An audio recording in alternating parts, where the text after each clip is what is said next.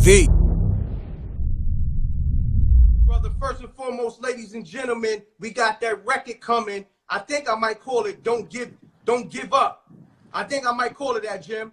We got the M.Reck single produced by Jimi Kendrix is coming. Yes, sir. All Yes, right, let's get right into it. Jimmy got the television interview on BCOM TV / MRecktv in the TV studio where we talk about a lot of stuff in Jimmy's career.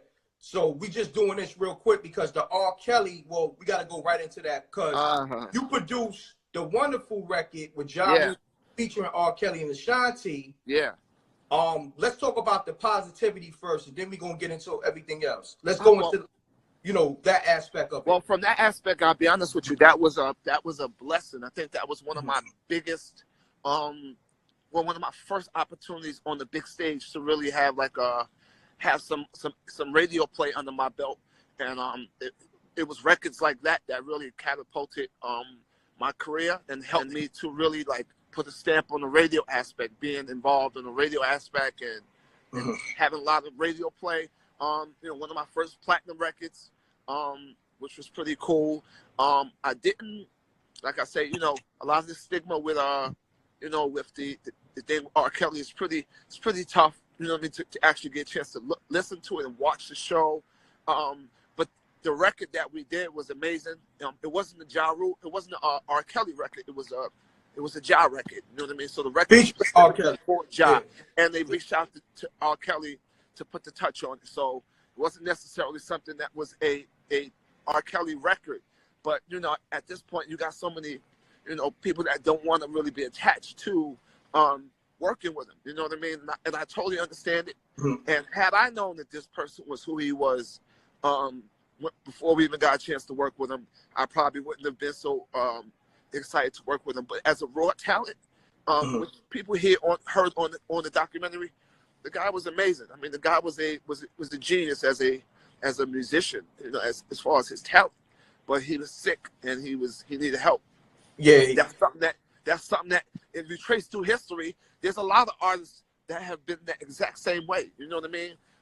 Durst, these old time record execs who were big time producers in the 60s, 70s. They killed their wives, and somehow their money was able to extend them from being caught up in the legal aspect. You know what I mean? And it's the same thing here. You know, you got these talented people. They're sick in their head, but they're just amazing talents. And sometimes people overlook what's in their head. And they look at the talent and they just kind of let that sweep it under the rug. So, you know, honestly, I really feel bad for all them young women that went through what they went through. Yeah, and, I know, agree. Like I say, I could never change the fact of, you know, the collaboration that I had with him. Me, Irv, Josh, Shanti, we can't change that. Just like Jay-Z can't change the things that he had. Best of Both Worlds albums. Right, you can't change it. That's history. And it wasn't nothing that we did. You know what I mean? You know, let's say this. Let's separate the music from the man. The music that he makes and produces is incredible. Him as an artist is incredible, undeniable. Let's say that. You understand what I'm saying? It's unfortunately that all this stuff comes out and it takes away from his legacy. I mean, really, it's actually destroying the legacy of the artist. Yes. You understand what I'm saying? Totally. So that's the part that's messed up, because us as artists, we know how hard we worked to build our legacy, and for something or somebody take it away, or actions that he done to take it away, it's crazy. You understand what I'm saying? Totally. But now I gotta put you in a hot seat right quick. Even though you kind of answer it, but I gotta do it now. With all this stuff going on with this whole surviving R. Kelly and all that, right? And just say like R. Kelly and his team reaches out to you. They want to do a record. Now hold on, don't answer yet. They want to do a record, responding to all the accusations and everything else. And you know, the record might be called Surviving the Lies. And they want Jimi Kendrix to produce the record. Is that a yay, no, yes, no? Talk to me. Oh, no, that's I'll be honest with you, is, you know, I mean, there's going to be someone that's going to take that. There's going to be someone that's going to take that offer with no hesitation. It could be just notoriety, just to be affiliated. But all, like I say, just like in the streets, all money and good money. And for me, to work with him, I don't think I would ever want to. I could never do it again. Wow. What he, what he did, is something that, like I say, I have sons. I have 3 boys. I don't know what it is to have a daughter. Yeah, I got 3 girls, so yeah. So I'm not feeling down on that aspect. Yeah, I mean, at a certain I'm point, gonna put hands on them on site, like just just as a father. Yeah, and it's crazy because had he like when he first did that trial and he got off, and that was years ago.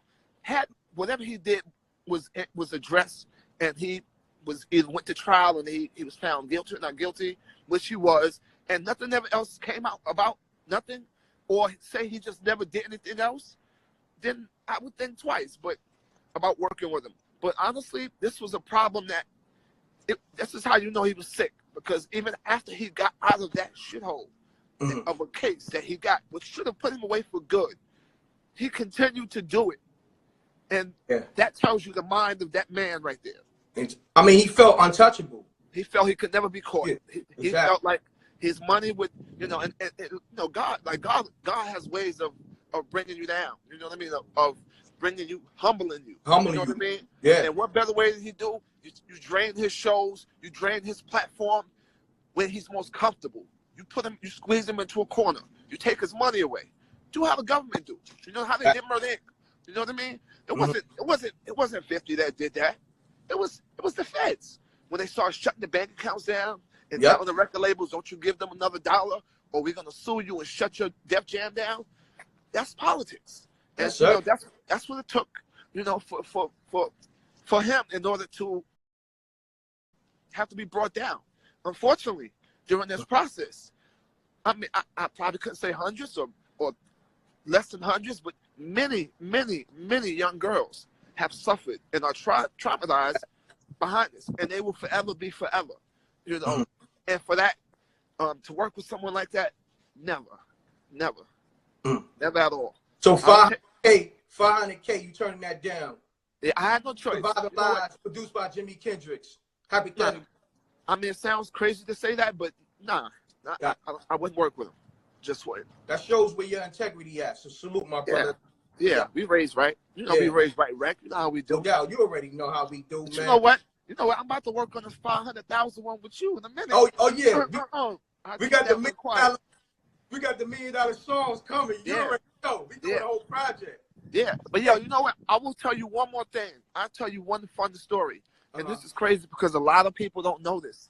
But I used to, when R. Kelly won the Grammy and had one of his biggest records, I Believe I Can Fly, my sister Kelly Price brought me, my brothers, my family in, and we sung background for his performance at the Grammys. Wow! At Radio City Music Hall, we were the choir in the back of singing, backing up R. Kelly. I believe I Can Fly, and it's funny because they show footage of the choir in his docuseries, and I saw I saw family in there, and I was like, oh man, that was us. That's crazy. And it shows the mind of him. The one thing that I continued to see in the documentary was it kept saying there's a difference in R. Kelly, and then there's a difference in Robert. And the person we saw was R. Kelly. You know what I mean? Like the night before the show, we all went, opened up a gym. They opened up a gym for him in Long Island. He played basketball with all of us. We just kind of just unwinded, chilled, and then he took us out to a diner, and we had dinner for the night. And he paid for dinner, and then we performed at the Grammys. Wow! So when y'all met Robert, y'all met the gentleman. You didn't yes. pedophile. Nah. We met the good guy. Girls at the dinner table with y'all. He ain't showing no videotape. I gotta get that clip. Okay. No, not at all. He was a total gentleman, and at that time I had a whole nother level of respect for him when I met R. Kelly, the person. You know what I mean, the businessman. And it's just sad how you can see how that Jekyll and Hyde could switch. You know what I mean? And with no problem. So it was just sad. You know what I mean? It's really sad. It was you know, normally something like that would be a cool story to tell, but for me, it just shows you another side of the different many faces he's shown. You know what I mean? I didn't just work with him in the studio, but I also got a chance to chill with him outside. And a lot of people didn't get a chance to do that. You know what I mean? So it was just weird. You know what I mean? For somebody that you know and somebody that you've actually met. You know what I mean? And vibe with. So just a weird story for a lot of y'all. Yeah. Nah, but it's a great story, regardless of what. Yeah. You know, you was working with him in a musical sense. It had nothing to do with, you know, them young girls being videotaped in the pornographic way. You dig? Right. So, and it's crazy because I can't really, in a lot of ways, I couldn't really be mad at him, you know, besides the fact of what I heard from the documentary. I couldn't have no vendetta against him, because every time I met him, it was work. It was a pleasure. You know what I mean? It was just the business side of things. You know what I mean? Even on the non-business side, when we went out to dinner and then we played basketball, you know what I mean? Like, that was really cool to see that. But it really just also shows you just how he switched up his his personalities and how he dealt with people based off of how his relationship with them. So I think there's a lot of musicians, a lot of people like Jay-Z and us that were thrown off because as professionals, amongst fellow professionals, he was the man. Yeah. He was that nigga. You know what I mean? But we don't go home with him. We don't go behind his walls. You know what I mean? We don't see him behind every door and every curtain.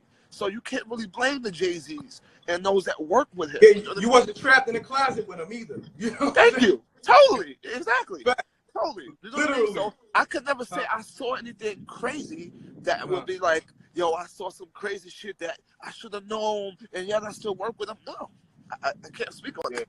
Gotcha. So, but no, and I'll be honest with you, Wonderful will still and will forever be a dope record, a classic record. Dope classic record. I was just listening to it just now. Real quick, I want to let people know we got the amazing television interview on BCOM TV. Yes, sir. We in this TV studio talking about a lot of the hits that Jimi Kendrix produced. So that's the look for MRecktv 2019. We're going to do the IG Live. We're going to do the interviews on the streets, but we're going to also give y'all that cinematic television in studio look. Yes, sir. M.Reck is bossing up today, B. M.Reck is bossing up. M.Reck Instagram, M.Reck YouTube, MRecktv, M.Reck Radio coming soon. Oh, yeah. We got that Don't Give Up coming soon, produced by Jimi Kendrix. Shouts to Steve, too. He's a big part of this. You know what I'm saying? TV. And yo, Jim, man, I'm gonna let you do what you do. I want to capture this footage because you know how Instagram doing these social media sites do. I want to capture this all day, all day. Right. Thank you. Salute every one of y'all, man. God bless. Happy New Year. Happy 2019. Let's get it, man. You already know that Don't Give It Up, produced by Jimi Kendrix, coming soon. M.Reck. M.Reck. Salute, my brother. Thank you. God bless. Let's go. It's crummy beats, y'all. Peace, world. To promote your music or promote your business by placing an ad on MRecktv, contact mrecktvpromo, mrecktvpromo @gmail.com. Peace. Oh yeah, subscribe to MRecktv, youtube.com/MRecktv. I'm gone.